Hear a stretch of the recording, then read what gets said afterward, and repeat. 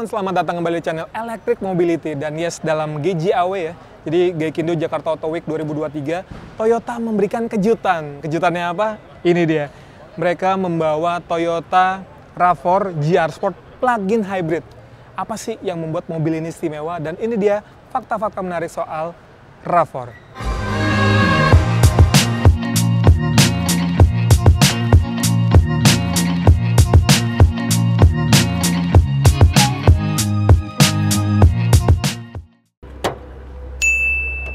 Yang pertama powertrain, jadi mesinnya pakai 2500 cc, tenaga sekitar 180-an dk dengan torsi 220-an Nm. Cuman dia ada tambahan motor listrik, nggak cuma satu, tapi dua, ada di depan dan juga di belakang. Jadi kombinasi tenaganya itu bisa sampai 302 dk, kenceng banget. Klaimnya akselerasi dari 0 ke 100 km per jam tuntas dalam waktu 6 detik.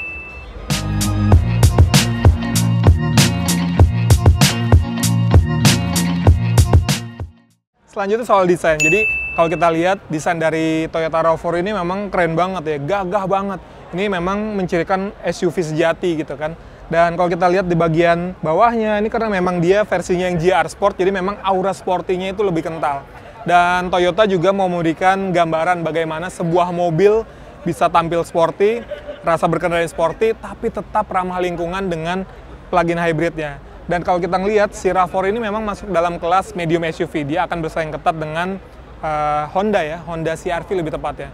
Dan lebih spesifiknya lagi, Honda CR-V Hybrid generasi berikutnya mungkin ya. Dan ini bakal jadi ya rival kuatnya lah. Tapi kalau teman-teman gimana? Suka nggak dengan tampilan dari Toyota RAV4 GR Sport ini?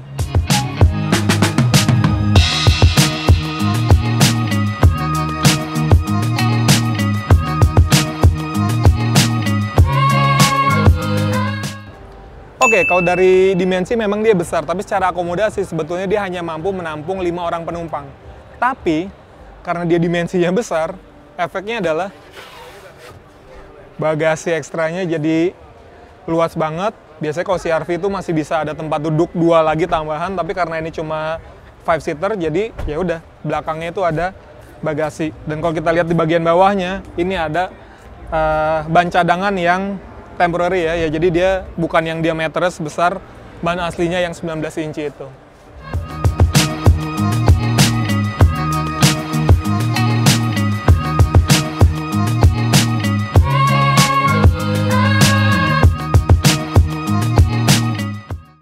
Dan fiturnya ada apa aja sih? Oke, jadi sekedar informasi juga teman-teman, ini adalah produk yang dipasarkan untuk pasar Eropa. Jadi memang secara produksi ini di Eropa, dan kebetulan dia untuk pasar Belgium, jadi masih setir kanan ya, tetap setir kanan. Dan kalau kita ngeliat fiturnya memang cukup lengkap di sini, tapi nanti mungkin untuk pasar Indonesia dia akan sedikit ada penyesuaian ya. Tapi kalau sebagai gambaran aja deh, ini fiturnya banyak banget. Airbag lengkap, depan, belakang, bawah, sama curtain airbag gitu ya. Udah gitu juga kalau kita ngeliat layar head unit besar, dia juga sudah dilengkapi dengan TSS Toyota Safety Sense ya. Udah gitu juga kalau di sini lihat ada wireless charger, udah gitu joknya juga ada ventilated seat, ada heaternya juga, jadi kita pengemudi maupun penumpang depan itu masih bisa nyaman gitu. Bahkan untuk penumpang belakang itu ada heaternya juga. Jadi kalau misalnya di kondisi cuaca yang dingin akan tetap hangat. Nggak cuma di joknya, setirnya pun juga ada penghangat ya, tombolnya di sebelah kanan. Jadi ya balik lagi kalau misalnya kondisinya lagi salju gitu, supaya tangan pengemudinya nggak kaku, ini ada penghangatnya jadi lebih enak. Tapi fitur-fitur ini mungkin akan apa ya, kalau di Indonesia mungkin nggak terlalu kepake gitu ya, kecuali si ventilated seatnya itu kepake banget sih, karena di sini negara tropis pasti panas gitu ya. Nggak cuma itu, di sini juga ada beberapa fitur lagi. Ini ada mode berkendaranya, jadi ada yang hybrid atau mau yang EV, atau yang di sini ada tombol auto, jadi dia bisa kombinasi antara mau EV aja atau mau hybrid aja, nanti dia akan berganti sesuai dengan kebutuhan si baterainya. gitu. Udah gitu di sini juga ada beberapa mode berkendara, ada Eco, Sport sama normal ya, dan di bawahnya juga ada mode Trail. Itu.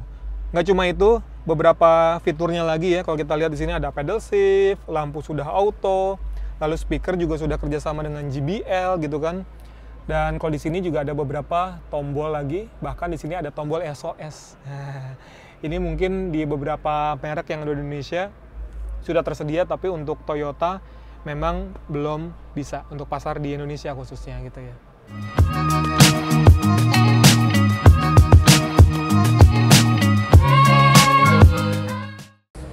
Nah teman-teman, itu dia fakta-fakta menarik dari Toyota RAV4 GR Sport Plug-in Hybrid. Dan saat ini memang mobil ini belum dijual secara resmi, jadi baru diperkenalkan aja ya. Waktu itu Anton Jimmy dari pihak Toyota juga sempat berbicara dengan Pak Erlangga Hartanto, menyebutkan bahwa mobil ini harganya belum nyampe 1M. Tapi kira-kira harga yang pas berapa sih untuk sebuah RAV4 GR Sport Plug-in Hybrid ini? Mungkin teman-teman bisa komen di bawah ya. Kalau menurut saya mungkin di range sekitar 800-900 gitu ya. Karena kalau kita lihat si Prius ya, Prius plug-in hybrid itu dia harganya sekitar di 800-an. Mungkin ini karena dia all-wheel drive, udah gitu fitur-fiturnya juga cukup lengkap, mungkin di sekitar 800 sampai 900 kali ya. Dan menurut teman-teman gimana? Berapa sih harga yang pas untuk sebuah RAV4 GR Sport ini? Oke teman-teman, terima kasih sudah menonton dan sampai jumpa di video-video selanjutnya.